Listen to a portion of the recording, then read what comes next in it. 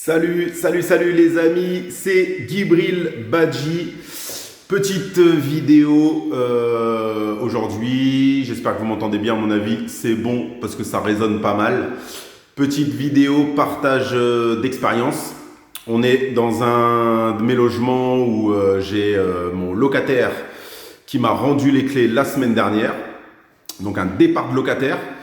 Et je vais vous expliquer un petit peu tout ce que on va faire ici, parce qu'à un moment donné, faut vous montrer aussi les choses. C'est bien beau de donner des conseils, mais voilà, on l'a fait depuis un petit moment déjà. Donc voilà, petit T1 bis. T1 bis parce que en fait, je vais vous montrer, mais là, quand vous voyez la mezzanine à l'étage, avec l'escalier qui est juste derrière moi là, c'est la chambre qui est en haut. Donc je dis T1 bis parce que c'est pas un vrai T2 avec une chambre séparée de 9 mètres carrés. Hein. Il faut que ça fasse 9 mètres carrés pour que ce soit assimilé à un T2. Donc voilà, pièce de vie plutôt pas mal. Donc là on a le salon. Voilà, la porte d'entrée derrière moi. La petite cuisine juste derrière moi ici. Voilà, et le courant a été coupé, hein, donc c'est normal si il fait sombre. Et ici, salle de bain. Donc, alors ici, c'était loué à l'année. C'était un locataire normal de la ville qui me le louait à l'année. Il est parti, donc là je pense qu'on va faire notre petite rénovation et je vais le mettre en courte durée. Il est parfait parce qu'on peut faire 4 couchages, 2 en bas et 2 avec la mezzanine. Alors là, le programme, c'est cuisine, ça saute. Forcément, cuisine, voilà, hein. On voit mal, mais elle est derrière moi, ça on peut plus garder. Quand j'ai acheté l'immeuble, en fait, parce que j'ai tout l'immeuble ici, le locataire était déjà en place, donc j'attendais qu'il parte pour faire ma rénovation.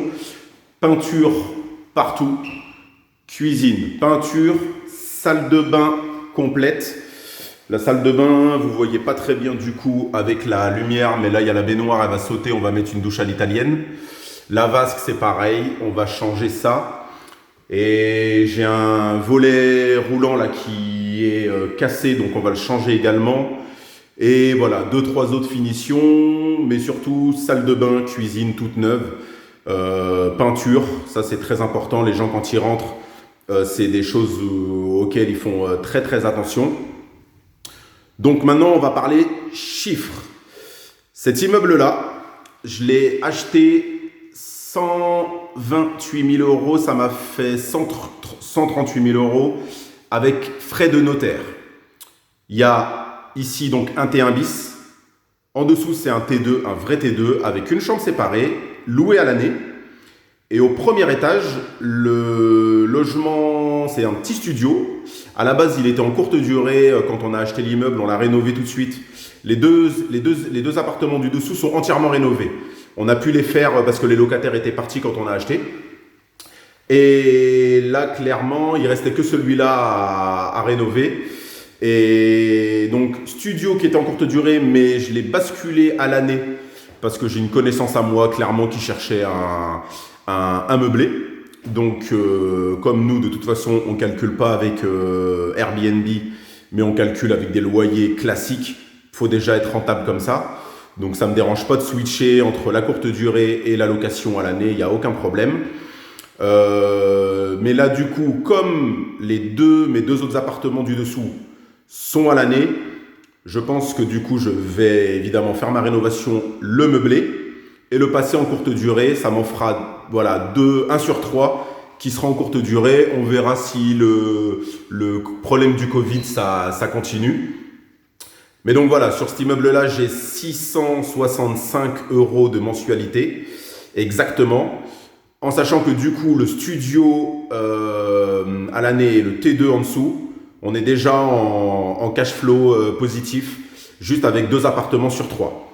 En gros, à chaque fois que j'ai un appartement dans cet immeuble-là, Je pense que j'en garderai toujours un en courte durée pour vraiment booster la rentabilité.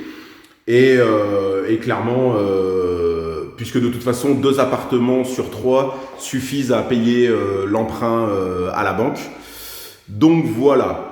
En chiffre ici, à mon avis, en travaux, ouais, j'attends le devis là. Je suis venu ce matin avec l'entrepreneur pour faire le chiffrage. Ce soir, j'ai rendez-vous avec le cuisiniste pour qu'il vienne me faire aussi le devis cuisine. Mais voilà, je pense que la réno sera pas trop élevée. De toute façon, les postes les plus chers à chaque fois, c'est salle de bain cuisine. Mais quand c'est comme ça, il vaut mieux rénover et on est reparti pour plusieurs années tranquilles. Donc voilà, cet immeuble-là, il a une particularité, c'est qu'en fait, vous ne le voyez pas de la rue. Je l'ai acheté pour ça aussi, c'est qu'il y a une grande porte cochère. Quand on rentre, il y a 2 places de parking en enfilade qui m'appartiennent. Et l'immeuble, il est au fond de la cour. Donc en fait, les locataires, ils sont tranquilles, que ce soit pour de la courte durée ou du locatif classique. On n'a pas les nuisances de la rue qu'on pourrait avoir habituellement. Et aussi évidemment le prix qui était plutôt attractif, 128 000, 138 si je vous compte même les frais de notaire, quasiment 2 T2 et un studio. En rentabilité, forcément, on est pas mal. Voilà, c'était une petite vidéo vraiment perso où je vous montre les choses que j'aime moi. Les conseils, c'est bien, mais voilà, il faut agir et le faire avant même de donner des conseils. Voilà, j'espère que ça vous a inspiré. Immeuble de rapport, hein, moi je suis pro immeuble de rapport. Au moins, il n'y a pas d'histoire de copropriété, même si, voilà, je ne suis pas anti-copro. Mais voilà, l'immeuble de rapport, quand vous pouvez le faire, faites-le parce que vraiment, c'est au niveau de la puissance et au niveau de tout ce que vous allez en tirer derrière en revenu locatif. Les rentabilités, en général, on peut vraiment monter sur des beaux produits. Voilà, à très bientôt. Et surtout, restez motivés, on est confinés. Moi, ça va, j'ai la chance, j'ai vraiment de la chance, je peux travailler. Mais voilà, tous ceux qui peuvent, qui sont bloqués, restaurateurs, bar, les patrons de bars, discothèques, voilà, comme je l'ai dit la dernière fois, on pense vraiment fort à vous. Gardez la pêche. De toute façon, il y aura des jours meilleurs. Allez, big up!